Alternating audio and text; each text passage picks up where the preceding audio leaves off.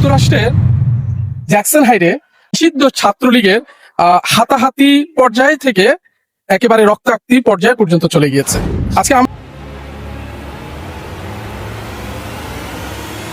আজকে আমরা এমন একজন মানুষকে সাথে পেয়েছি, তিনি হচ্ছেন বিএনপির সাবেক জয়েন্ট সেক্রেটারি এবং যুক্তরাষ্ট্রের যুবদলের সাবেক সভাপতি, অর্থাৎ তিনি হচ্ছেন প্রবীণ রাজনীতিবিদ।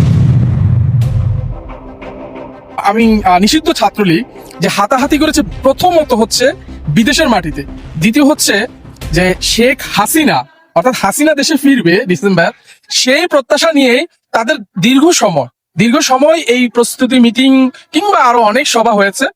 যখন মারামারি হয়েছে, হাতাহাতি হয়েছে, তার মাধ্যমে আমরা জানতে পেরেছি কি কারণে দুটি দলের মধ্যে সংঘর্ষ হয়েছে। এবং ছাত্রলীগ বিষয়টি আমি আপনার কাছ থেকে জানবো এবং আপনার আজকের এই পর্যবেক্ষণ আসলে কি বলে।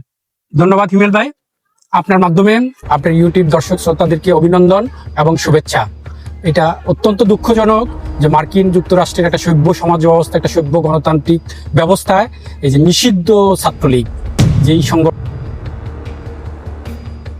সংগঠন ইতিমধ্যেই জুলাই আগস্ট বিপ্লবের মধ্যে দিয়ে প্রচলিত আইনে এই ছাত্রলীগ সহ এই আওয়ামী লীগের বিভিন্ন সংগঠনকে তাদের কর্মকাণ্ড কার্যক্রম বাংলাদেশে স্থগিত করা হয়েছে। এই ছাত্রলীগ সহ তাদের সহযোগী সংগঠনগুলা বাংলাদেশে যেমনি অত্যাচার, নির্যাতন, হানাহানি, মারামারি, দেশের সম্পদ লুণ্ঠন এবং দেশকে অস্থিতিশীল করার জন্য বিশৃঙ্খলা সবসময় মায়ের কোল খালি করত, একই ধারাবাহিকতায় তারা একটা সভ্য মার্কিন গণতান্ত্রিক সভ্য সমাজে এসো, যেটা তারা বলতে পারে না। আপনারা জানেন গত পরশু ন্যাক্কারজনকভাবে তাদের এই দুই গ্রুপের মধ্যে সংঘর্ষের মধ্যে দিয়ে কয়েকজন হতাহত হয়েছে, রক্তাক্ত হয়েছে, পুলিশের ইন্টারভেনশনে কয়েকজনকে অ্যারেস্টও করা হয়েছে।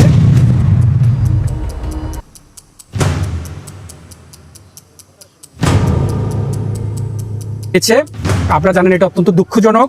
প্রথমত শেখ হাসিনা পতিত স্বৈরাচার, পতিত প্যাসিস্ট। এই শেখ হাসিনাকে প্যাসিস্ট করে তোলার প্রেক্ষিতে এই ছাত্রলীগ অনেকটা দায়ী এবং আওয়ামীপন্থী কিছু মিডিয়া সহ শেখ হাসিনা দিন দিন যখন প্যাসিস্ট হয়ে গিয়েছিল এবং আমরা পৃথিবীর ইতিহাস যখন দেখি যে কোনো পতিত স্বৈরাচার যখন দেশ থেকে জনগণের অভ্যুত্থানের মুখে বিপ্লবের মধ্যে দিয়ে পতিত হয়, দেশ ত্যাগ করে, পৃথিবীতে কোনো নজির নাই কোনো পতিত স্বৈরাচার আবার পুনর্বাসিত হয়েছে।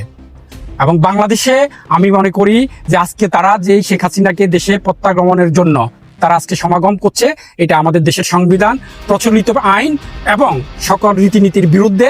কোনো পতিত স্বৈরাচার, কোনো ইতিহাস নাই, কোনো পতিত স্বৈরাচার আর ফিরে যেতে পারে নাই। আর যদি শেখ হাসিনার এটা কেউ এক্সেপশনাল মনে করে, আমি এটা এক্সেপশনাল না। শেখ হাসিনা কখনো বাংলাদেশে আত্মসমর্পণ করতে পারবে না। আর এই চেষ্টা করলেই যখনই সে বাংলাদেশের সীমানা ত্যাগ করবে, সাথে সাথে বাংলাদেশের পেট্রোল থেকে শুরু করে ল অ্যান্ড অর্ডার সিচুয়েশন যারা নিয়ন্ত্রণ করে, আইন শৃঙ্খলা রক্ষা বাহিনী এজেন্সি তাৎক্ষণিক তাকে গ্রেপ্তার করবে।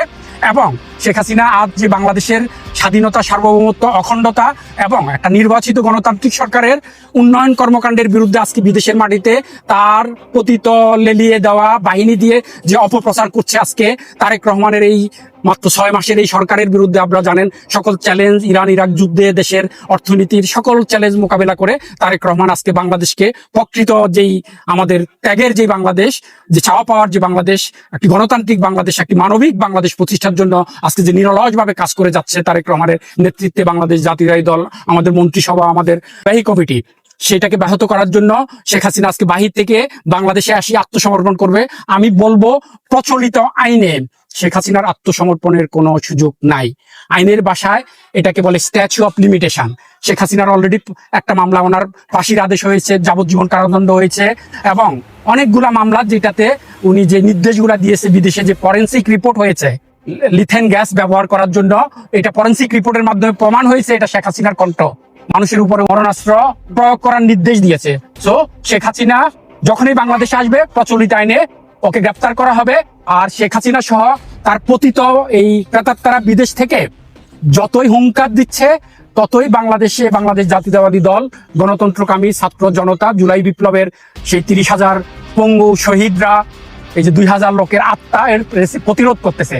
এটা আমাদেরকে আরো শক্তি যোগাচ্ছে এই পতিত স্বৈরাচারের বিরুদ্ধে আরো ঐক্যবদ্ধ হয়ে এই পতিত স্বৈরাচার বাংলাদেশে আর কখনো ফিরে যেতে পারবে না।